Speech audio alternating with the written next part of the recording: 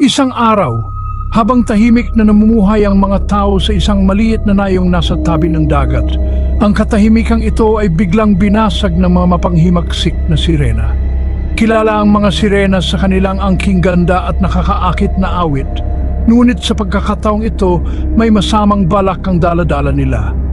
Sa kailaliman ng dagat, may isang kaharian ng mga sirena na naghahangad na palawakin ang kanilang teritoryo. At ang napili nilang target, ang aming munting na yon.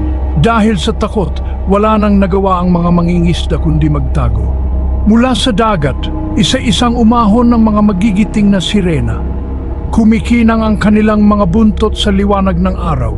Matatalim ang kanilang mga mata at ang kanilang mga awit ay napakalakas, kayang bihagin ang sinumang makarinig.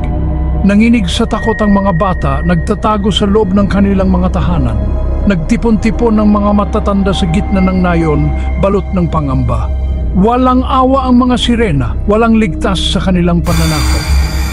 Nagpulong ang mga pinuno ng nayon, desperadong naghahanap ng paraan upang mailigtas ang kanilang komunidad. Ngunit paano nila malalabanan ang mga nilalang na may kapangyarihang hindi nila kayang abutin? Sa gitna ng pag-uusap, isang matandang mangingisda ang tumayo. May alamat daw siya tungkol sa isang mahiwagang bato na may kakayahang patahimikin ang mga sirena. Biglang sumilay ang pag-asa sa mga mata ng bawat isa. Ngunit ang batong ito ay nasa pinakamalalim na bahagi ng dagat, mahigpit na binabantayan ng mga halimaw ng karagatan. Isang grupo ng matatapang na kabataan ang nagboluntaryong sumisid sa kailaliman. Walang takot sa kanilang mga puso, lumangoy sila patungo sa hindi nila alam. Sa gitna ng kanilang paglalakbay, nakaharap sila ng mga pagsubok na hindi nila inasahan. Ngunit dahil sa kanilang determinasyon, sa wakas ay natagpuan nila ang mahiwagang bato.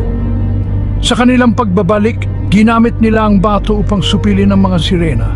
Nawala ang kanilang mga awit at napilitan silang umatras. Muling bumalik ang katahimikan sa nayon. Nagdiwang ang mga tao, nagpasalamat sa isa't isa. Ang alamat ng mga mapanghimagsik na sirena ay naging babala sa lahat. Pero isa rin itong kwento ng tapang at pagkakaisa.